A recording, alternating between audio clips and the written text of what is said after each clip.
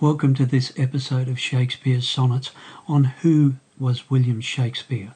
I'm Peter Matthews. In the previous two episodes, I revealed the Aramaic and Hebrew sources to the sonnets and explained each of the 16 chapters to the sonnets and the parallel poetry by Bassano from the very same sources. If you haven't watched them, I encourage you to watch these episodes first. In my 2017 book, Genesis of the Shakespearean Works, I showed scholars an overview of the Jewish influence over all of the Shakespearean plays. This is important because of the Jewish sources in the sonnets. All's well that ends well is from the Hebrew expression sof tov, hakol tov, which in English means exactly that, all's well that ends well. Thus the author of this play was clearly Jewish, but one of the primary sources was the Zohar of Mantua, which printing was supervised by Rabbi Isaac Bassano of the Mantuan synagogue. What about A Midsummer Night's Dream? See, this was taken directly from the ancient Jewish holiday and festival of Tu B'Av, a Carnivali-style midsummer night of love, according to the ancient Jewish rituals, where on the full moon of Tu B'Av, or the 15th of Av, young virgins would borrow white garments and dance in the vineyards upon nightfall to celebrate the beginning of the grape harvest festival. As You Like It comes from the Hebrew word chofesh, a free people to do as you like, or free will. And there's an imagery in there of the forest of Arden. Now, this is interesting because the forest of Jarden, or the Jordan Valley, is where the Jewish general Judah ben Jarius and 3,000 of his troops were hiding. Do you really think it was, with so much imagery, do you really think it was the forest of Arden? You see, this general fell in battle against the Romans. The earliest version of this play was probably penned by Geronimo Bassano in Venice, or should I say Hieronymus de Bassanus in Latin, and it was performed before the Doge before it was banned by the Catholic Church in 1544. This was some 20 years before Shakespeare was born. Now, we are attempting to gain a copy of these banned documents at the moment to be able to verify this, so I'll report back shortly on that. You see, many of the early plays and masques were performed before King Henry VIII on the banks of the River Thames, long before Shakespeare was born. This is why the playwright Robert Greene called Shakespeare a plagiarist, though in this episode I'll show what I think really happened. Every single Shakespearean play had Jewish colour-ballistic imageries throughout it, and many involved members of the Bassano family. The Merchant of Venice is a story about Battista Bassano and his brother Antonio Bassano, who is the Merchant of Venice, who came at loggerheads with the London merchants. You see, he owned many of the grants where other merchants couldn't gain access to these things. And that's why it was so much controversy over it. Their merchant business went on for 4 generations. But nobody knows the underlying story of the Merchant of Venice is actually a 13th century Venetian story about a woman named Bianca Rubia and her husband, Battista Bassano, during the capture of Bassano da Grappa by Ezzelino II da Romano. This story was otherwise out of print unless it was known to the family. I could delve into each of the plays, but we don't have time. I will mention The Tempest, which frankly has the finest Jewish Kabbalistic imageries in it, and it uses the Tetragrammaton to create Caliban the Golem. Then we have Prospero desiring to know how to use Kabbalah. The Hebrew word emet, meaning truth, is carved into the Golem's forehead, and a 443-letter Hebrew invocation brings it into life, which I obviously will not share on this channel for obvious reasons. Who was the one who originally recorded how to do this? That's right, it was Judah Hanasi. Now, what was the name of Giacomo and Antonio Bassano's wives? They married the two Nasi princesses. Many scholars have not realised that the Shakespearean works were deliberately embellished with Jewish Kabbalistic pidgeotum, or embellished poetry used as poetic song in worship on Shabbat and other festivals. They were braided with Jewish Essene theology and Jewish Kabbalistic teaching from the Sefer HaZohar and the Sefer Yeritza that were otherwise inaccessible to anyone but Jewish masters of Kabbalah, mostly rabbinic families. William Shakespeare was not a Jew or an Essene or a master Kabbalist. He certainly could not read classical Hebrew, Aramaic, Arabic, ancient and medieval Greek, nor the ancient Emilian dialect or Old Mantuan from northern Italy, where many of the Bassano family come from. You see, all of these were required to read and translate many of the texts, let alone infuse these texts within all of the Shakespearean plays. There are dozens of Jewish sources penned in Hebrew, Aramaic and Greek within the Shakespearean works. I'll give you a few examples. The Tanakh, which is the Old Testament. Sefer Yeritza, or the Book of Formation. The Babylonian Talmud. The Midrash Tanhuma.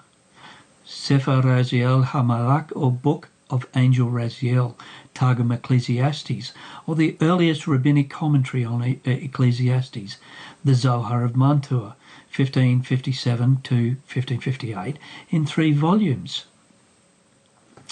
The Pirkei Avot, or Ethics of the Fathers, Sefer Chassidim, Book of the Pious, Sefer HaBehir, Book of Illumination, and the Sefer HaYasha, or the Book of Jasher. We must not forget the vast amount of imageries containing much of the Jewish Essene teaching contained in the Dead Sea Scrolls, such as the Book of Jubilees that was otherwise out of circulation in the 16th century, which is very interesting indeed. Another favourite of the dramatists was the Romano-Jewish historian Flavius Josephus, particularly his works on antiquities and the War of the Jews. William Shakespeare was not a Jewish master Kabbalist. He was not a rabbi. Therefore, he couldn't have penned these graphic Aramaic and Hebrew infused plays. As we discussed in the previous episode, the 2 primary sources to the sonnets were the Aramaic and Hebrew 1558 to 60 Zohar of Mantua, which was the printing was supervised by Rabbi Isaac Bassano of the Mantuan Synagogue. The second was the Thessalonica 1597 Zohar Adash, or New Zohar, which was also written in Aramaic with Hebrew references. In essence, the Zohar is an Aramaic commentary of the Torah with a prophetic edge for the return of the Messiah in the days of the woman, which we are now in. Having forensically examined many thousands of documents on the Bassano family, I expected to find at least a few thousand on William Shakespeare, but this is not the case. Today I want to run through just a few documents. I don't have the time to lay everything out. That we know for certain Then I'll reveal the parallel poetry to the sonnets from the very same source documents, revealing who William Shakespeare really was.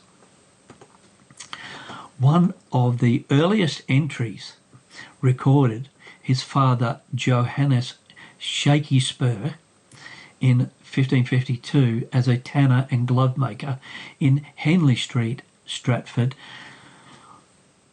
where William was born, dumping his noxious waste in the street, and was fined 1 shilling by the manorial court, which is equivalent to, say, the magistrates' court today. Then in 1556, as a glove maker, he was sued by Thomas Such of Armscote for a debt of £8, which is quite a lot of money in those days. By October 1556, John Shakespeare's life took a turn by marrying Mary Arden. He also became an ale conner. Interesting word, isn't it? An ale conner. Maybe con artist was a better word, but in this case it referred to a position to ensure the weights and measures of beer, bread, hops and grain were sold at a fair price, to which he personally was twice convicted in 1570 and 1571 for usury, where the law of England described the illegal money-lending practice since the reign of King Edward VI as a vice, most odorous, detestable, and declared contrary to the word of God. Someone said to me recently, this is a Jewish practice.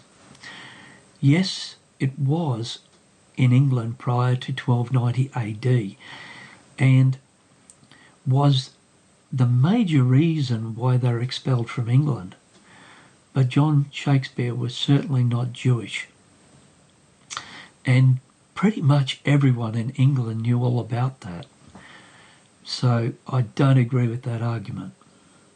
Essentially, the man who was protecting the price of grain hoarded and sold grain at exorbitant prices to hungry locals during a famine right across Europe because of extreme weather conditions.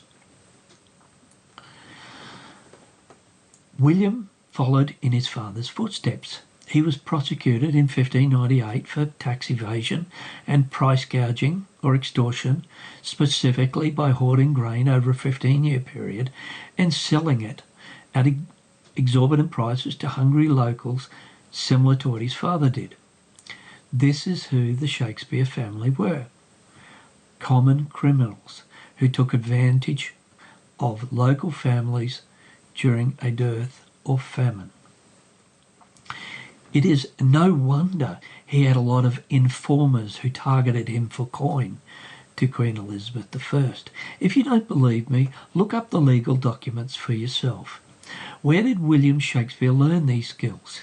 Well, I think we know the answer.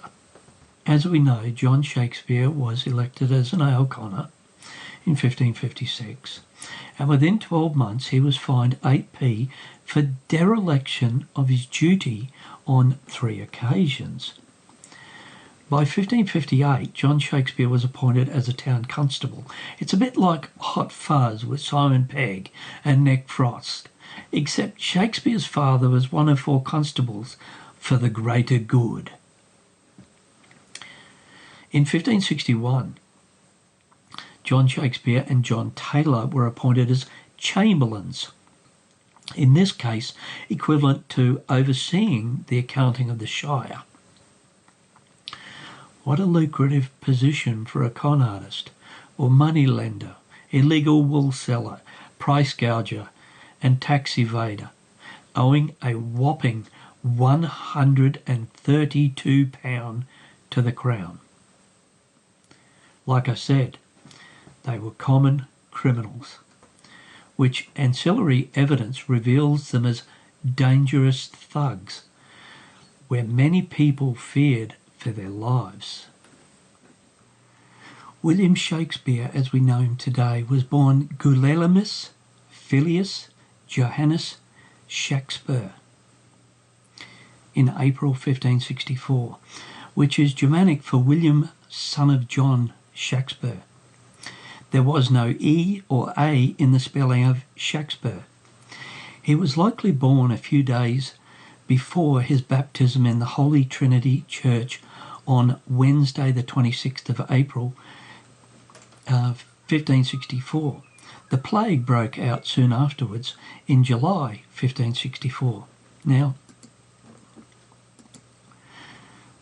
this is the home where William Shakespeare was born.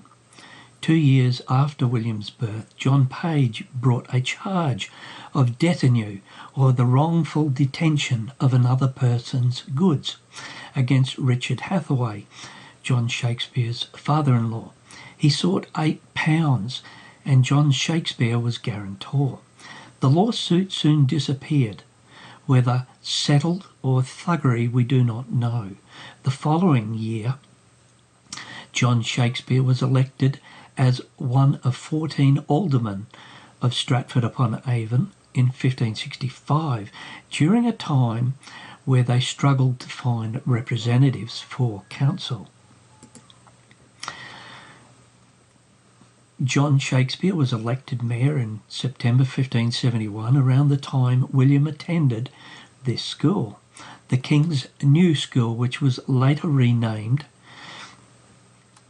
the Grammar School of King Edward VI at Stratford-upon-Avon, which obviously moved into the Gildham Hall circa 3 years earlier.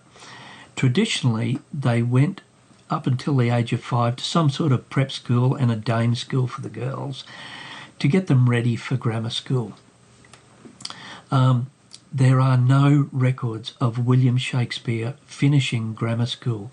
Therefore, most scholars tend to assume he left it around 13 years of age to help his father in his business, which at the time had numerous litigation issues. Shakespeare married Anne Hathaway, who had a striking resemblance to Anne Whately, which scholars have concocted a false doctrine of ghosts, and the first of Shakespeare's Dark Ladies for the Sonnets. I've proven the sources to the Dark Lady Sonnets, and it represents the Shulamite Queen of King Solomon, which is an expression of the daughters of Jerusalem. Therefore, what we have been taught is completely flawed. Now let us examine the portrait of Susanna Shakespeare, because that will help us. As you can see here, Susanna Shakespeare, who does look like both the portrait and sketch of her mother. Clearly, Shakespeare and Hathaway had wanted to get married because Hathaway was already 6 months pregnant with Susanna. The documents after the marriage and birth of their children are scant, to say the least. The Shakespeare family were first introduced to theatre with the Queen's Men visiting Stratford in the Guildhall of 1569, previously known as the King's Men. As I noted in my earlier book, Shakespeare Exhumed, the Bassano Chronicles, the Bassano family were part of many of the original playing companies, such as the King's Men, the Lord Chamberlain's Men, and also played in the Lord Howard's Men, who later became the Admiral's Men, Lord Strange's Men, and Leicester's Men. The Lord Chamberlain, Henry Carey, the first Baron of Hunsdon, is the lord who Amelia Bassano served as mistress in the royal court. William Shakespeare later became an actor in the Lord Chamberlain's Men. Now, before you get hot under the collar and misinterpret the meaning, a mistress in that period was a woman who held the position of head of a household, in charge of a school, in charge of servants, or a female scholar. It is Middle English from the Old French maistresse and maistre or master, meaning the female equivalent of a master in their field of expertise. Amelia Bassano was a principal of a leading school for nobility. She actually owned the school, which explains her position rather well. She was no prostitute, as some inept scholars have suggested. They simply did not understand late Middle English and the great vowel shift to early modern Middle English. Yeah, even I struggle these days. William clearly followed in his father's footsteps by hoarding grain, corn, wool, hops and other products, waiting until the time was right to sell when prices were high. One could argue that he was a shrewd investor, but some of his activities were highly illegal. My well-versed English father-in-law, who came from the Cotswolds, called Shakespeare a con artist, a fixer, even an extortionist, just like those who pushed the billion-dollar tourist industry in his name. See, the legal documents do confirm what my father-in-law suggested. I'm reminded of Act 1, Scene 2 of The Tempest, where Ariel, or should I say the Archangel Ariel in the creation story, who's a muse of fire, says, "Hell is empty and all the devils are here." Even in his early years, Shakespeare would go and poach rabbits and deer from Charlecote Park and was often whipped. After coming of age, Shakespeare continued his poaching on Sir Thomas Lucy's land and was sentenced to jail. For those looking for the lost years, look no further than London prison records. Then we have the 1596 Langley Writ, recorded in the Court of the King's Bench on the 29th of October 1596, which I can't show you for copyright reasons. And again on the 24th of January 1597, which alleges Shakespeare and others made death threats to William Waite, whose mother happens to be Frances Lucy, a relative of Sir Thomas Lucy. There's been all sorts of conjectures by scholars throughout the centuries, but the motive is clear. Lucy had Shakespeare flogged and jailed for illegal poaching of deer, so Shakespeare and his mates went after Lucy's family. There are few documents on William Shakespeare until we find him as an actor in London in the 1590s. Let me begin with the early 1594 quarto edition of a pleasant, conceited history called The Taming of a Shrew. It was sundry times acted by the Right Honourable the Earl of Pembroke, his servants, commonly called The Taming of a Shrew. For those who don't know, Henry Herbert was the second Earl of Pembroke and his wife Mary Sidney, who is part of Emilia Bassano's dedication in Salve Deus Rex Judæorum, or Hail God, King of the Jews. This is the cover of the 1594 first quarto edition of The Taming of a Shrew, which does not bear the name of William Shakespeare. The play was entered into the Stationers' Registers as A Shrew on the 2nd of May 1594, no doubt penned during 1593 during the closure of the theatre district because of the bubonic plague, or Black Death as it was called. It does, however, connect to the Bassano family. On the cover we find these Latin words around here. Now, this is from the Latin Vulgate, and I won't bother trying to read it in Latin. It's basically a curse against the opponents of Israel, translated as "make their path dark and slippery with the angel of Yud-He-Vav-He pursuing them." Now, the angel or the spirit of Yud-He-Vav-He is Shekinah.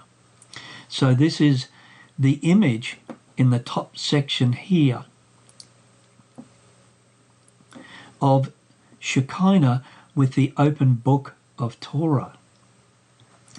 It also refers to the early 13th century Portuguese song of the same name from the Abbey of St. Bartholomew in Arousa, Portugal. Then we have the later edition of 1596 and 1607, which doesn't bear his name either. And this is the 1596 edition. It has exactly the same imagery on here. Now, have scholars simply missed this early play, or did they conceal it intentionally? Somebody asked me, how can you ask that, Peter? Well, I do ask that because the characters in this play are Emilia Bassano, Alfonso Lanier, her sister Angela Bassano as Kate, who happens to be Angela's mother was Catherine, or Kate as she was called, and her suitor was Joseph Holland, the antiquarian, although they changed his name because of his powerful family. And of course, William Shakespeare as Sly Drunken.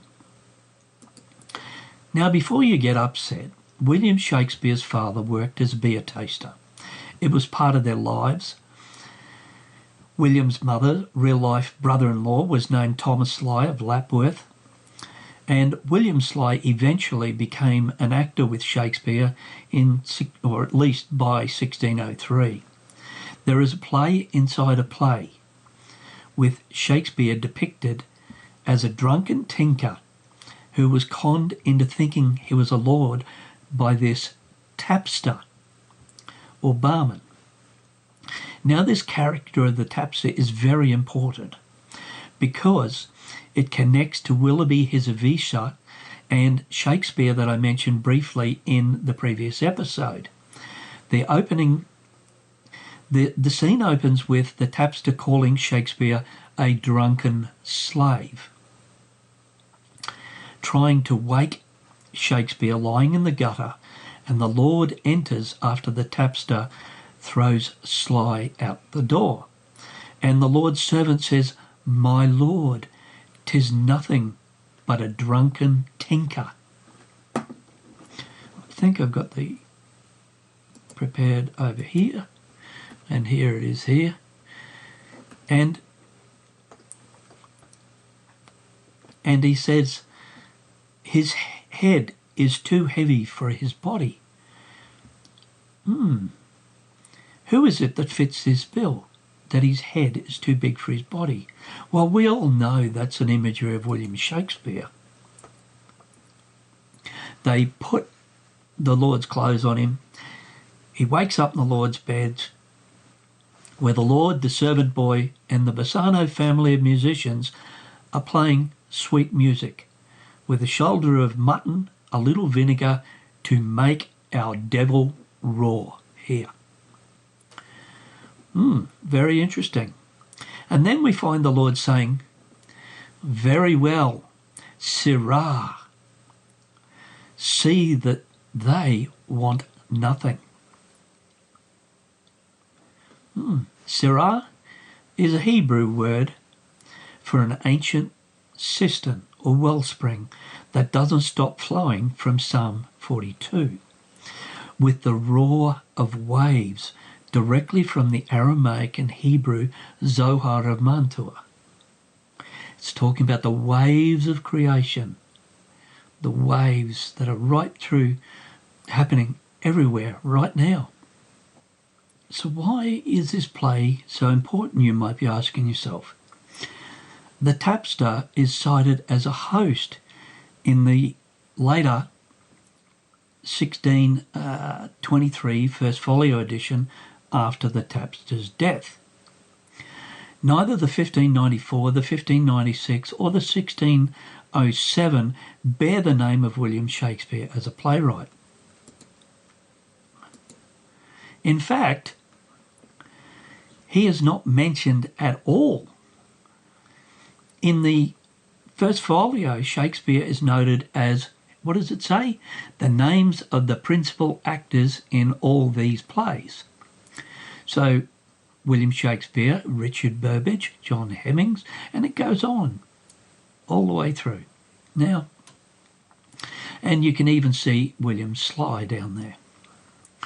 And of course this was printed a number of years after William Shakespeare was dead, 7 from memory. Now,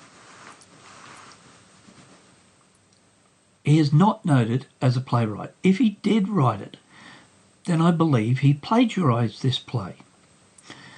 Robert Greene called Shakespeare a plagiarist by publishing plays that were performed on London streets much earlier. This is just one example. The tapster said to Shakespeare at the end of the play, "I marry, but you had best get home.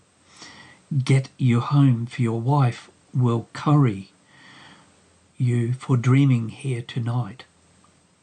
And Shakespeare went home to with the tapster instead of going home with his wife.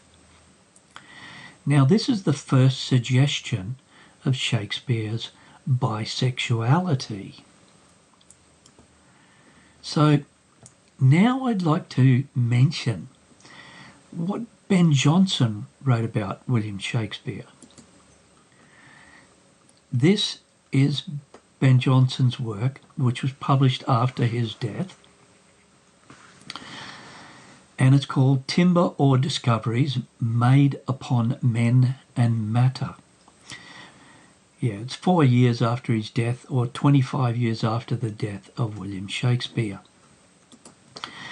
And the title, Die Shakespeare Nostra, or It Is Our Shakespeare. Augustus in Hat, it's basically a reference from Seneca the Elder, Book 4, where he says, "I remember the players have often mentioned it as an honour to Shakespeare that in his writings," and I've underlined that on purpose, "whatsoever he penned," which he brings into question his authorship because he says he never blotted out a line. Now, in editing even this video, I wrote a basic script, and I tell you what, I must have had more than 1,000 mistakes that I had to fix. That's just normal. And he says, "My answer hath been, would he have blotted out 1,000? Which they thought a malevolent speech. I had not told posterity but for their ignorance, who chose that circumstance to commend their friend, by wherein he most faulted, and to justify my own candour, for I love the man, and do his memory and do honour his memory on the side of idolatry as much as any. He was indeed honest, and of open and free nature, had an excellent fantasy, brave notions, and gentle expressions, wherein he flowed with the facility that sometimes it is necessary he should be stopped." And then he uses a Latin phrase, and I don't even think I'm going to try and pronounce that today. It comes from Augustus, who said of Aterius, or to put it crudely, he should have his cake hole stuffed with paper mache so he should stop speaking. Or basically, "Oh, put a sock in it," has the same meaning. His wit was his own power, would the rule of it had been so too. Many times he fell into those things, could not escape laughter, as when he said, the person of Caesar, one speaking to him, "Caesar, thou dost me wrong." He replied, "Caesar never did wrong, but with just cause," and such like, which were ridiculous. But he redeemed his vices with his virtues. There was never, ever more in him to be praised than to be pardoned. So there we are. Well, basically, Ben Jonson questioned whether Shakespeare wrote the plays, and he often had to stop Shakespeare from putting his foot in his mouth. But scholars don't talk about these issues on authorship. And this was by Shakespeare's good friend and poet in his own right. Now, I want to move on to a wonderful topic that you've all been waiting for, and that is Willobie His Avisa.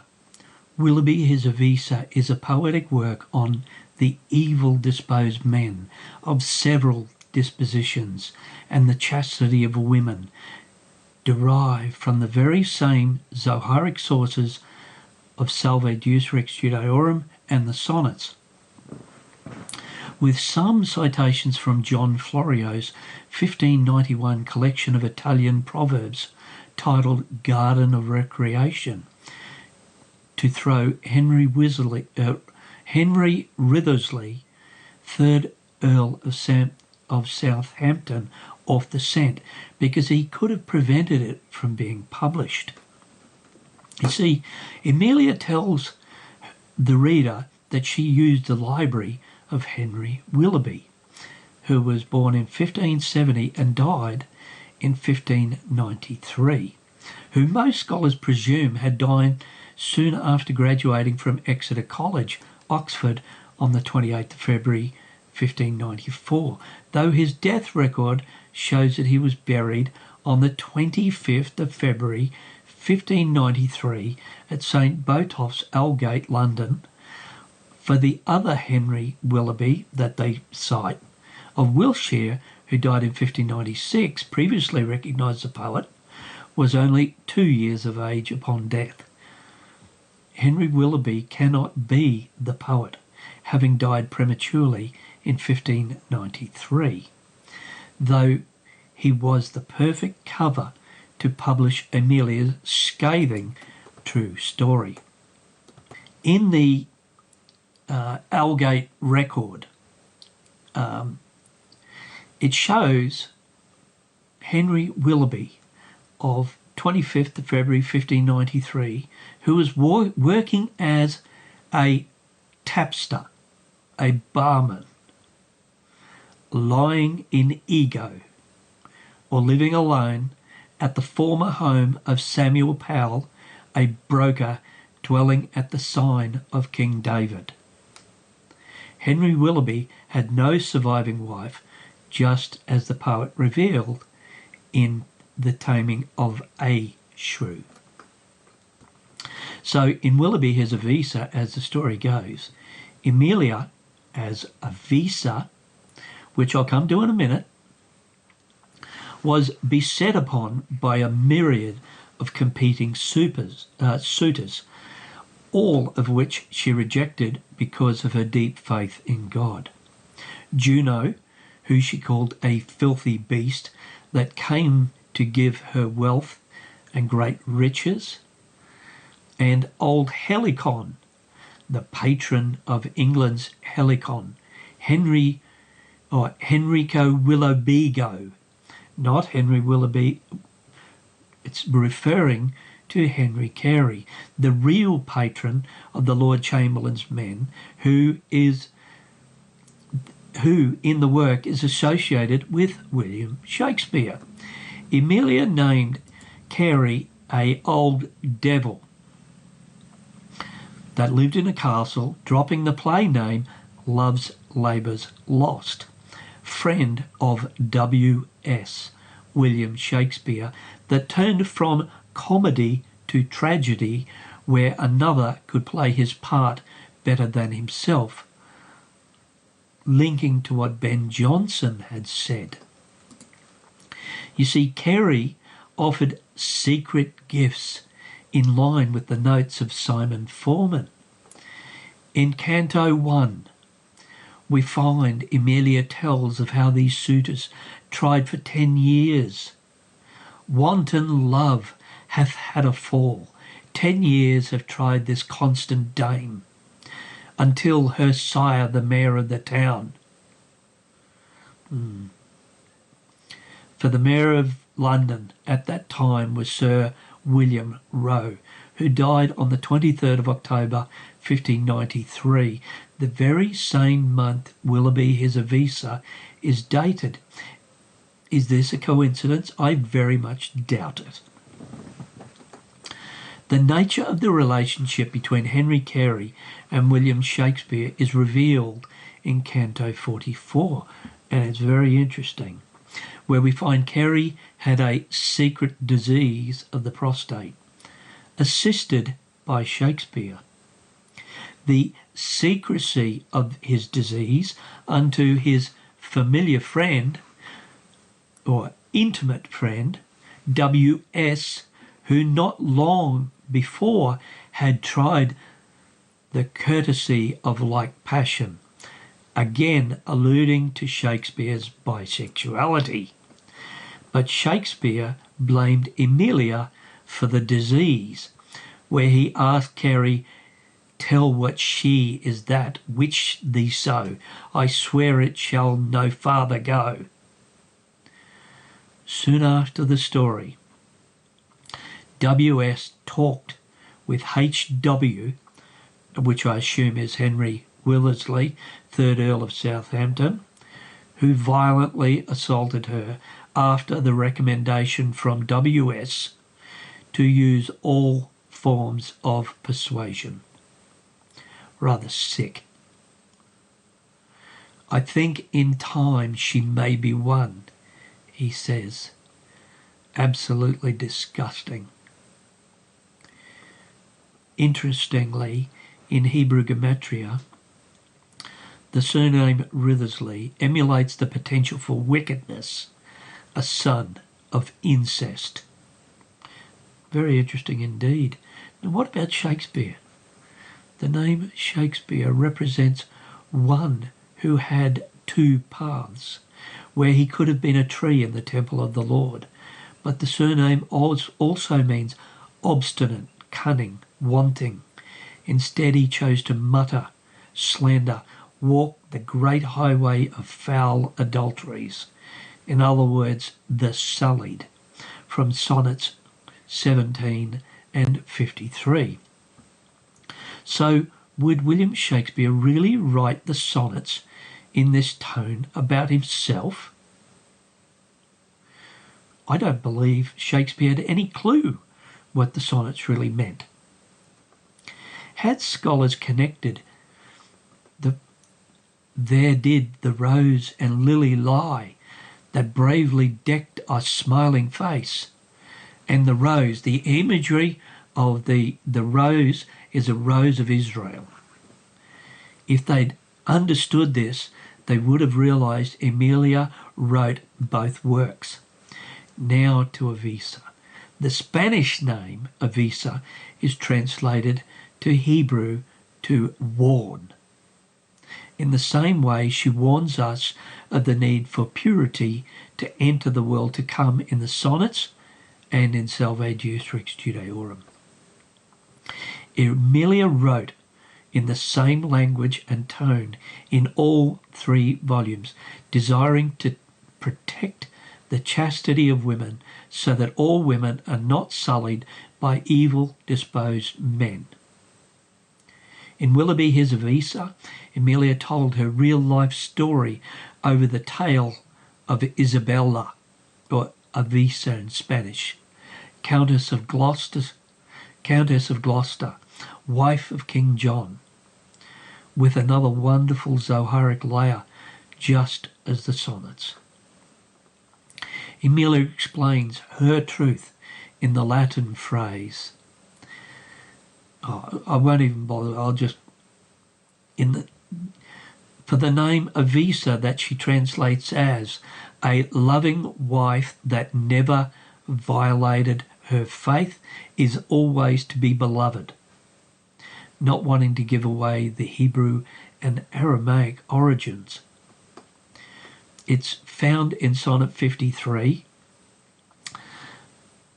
and it means a loving wife, the unsullied, that never violated her faith, is always to be beloved. thereby proving the two works were penned by the same author, connecting Salve and the Zohar. Emilia opens with, "A virtuous woman is the crown of her husband, but she maketh him ashamed, is a corruption of his bones," which is Proverbs 12:4, referring to the sullied maidens who have no share in the world to come unless they repent and make every effort to be found spotless. She signed off the first passage of the poetry in Willobie His Avisa with Abel Emet, which is a transliteration of the Hebrew meaning seal of truth as an utterance from God. And this is discussed in Sonnets 7 and 10. Yet scholars still claim it might have been penned by George Gascony. It's simply not possible. Emilia dedicated Salve Deus to Lady Catherine Willoughby, Countess of Suffolk, and her daughter, Lady Susan Bertie, Countess Dowager of Kent, who took Emilia in and schooled her after her father died. Yet most scholars have missed the connection between the two works, because she writes, "Like blackish swan, a woman chaste, if she be young and fair." See, this is talking about the dark lady, Adonai, and also the dark ladies known as dark and not dark, or the Sadducees, the righteous women, that's discussed in Sonnet 127. In Willobie His Avisa, the poet noted the rape of Britain Lucretia, or the English Susanna, because both women are mentioned in Emilia's Salve as well. "'Twas beauty made chaste Lucrece lose her life." And she cited the unjust judges by innocency of chaste Susanna. Emilia revealed how she was beaten by H.W. by smarting her face in a fierce assault after she rejected him. It tells a story of what really happened to Emilia. For those scholars who don't understand the meaning of chaste, the Oxford Language Dictionary defines it as abstaining from extramarital or from all sexual intercourse. Now, how in the world can anyone deem that promiscuous? It's quite frankly offensive. Emilia admitted that she spent 20 years telling noble men with vile thoughts, "Hands off, my lord, I'll never yield, I'd rather die," before she married Alfonso Lania on the 18th of October 1592. So at the time she wrote Willobie His Avisa, she was married. Now in Canto 18, and when I mention the canto, I'm talking about canto within Willobie His Avisa, Emilia discussed the sinful ways of men, this Sodom sink, to jest at God. Now, this is coded words as well, like much of the Shakespearean sonnets. Before you draw the wrong conclusions, it's an imagery of Egypt, where Israel descended into evil so that the Lord could bring judgment on those around them. Thus, in Emilia's case, bring judgment on those who raped and violently bashed her. In the final canto, Emilia sourced the same work from her description of Cookham, which is taken from the Zoharic work of Rav Metivta, or head of the Academy. It's a prophetic work on the companions in the Garden of Eden, as she ushers in the rising of the moon, or Adonai from the dust, and the resurrection of the dead, the great dark lady rising from the dust. Emilia drew also from Ovid's Metamorphoses with the final line, Grand amore, grand dolore, in opum mi copia fecit. Or in English, grand love, grand pain, he made an abundance of forces. Now, if there's any Jewish Kabbalists out there, you know exactly what I mean. It's alluding to the strange shadows or demons in Sonnet 53. To conclude with her final words, the resolution of the chaste and constant wife that minds to continue faithful unto her husband. This is a lesson for everyone in the world today. Emilia wrote this for the women to educate all of you, but also for the men, because you won't enter the kingdom of God when you die if you do these things. You must have a pure life, or at least repent for the sins that you've done. It's that simple.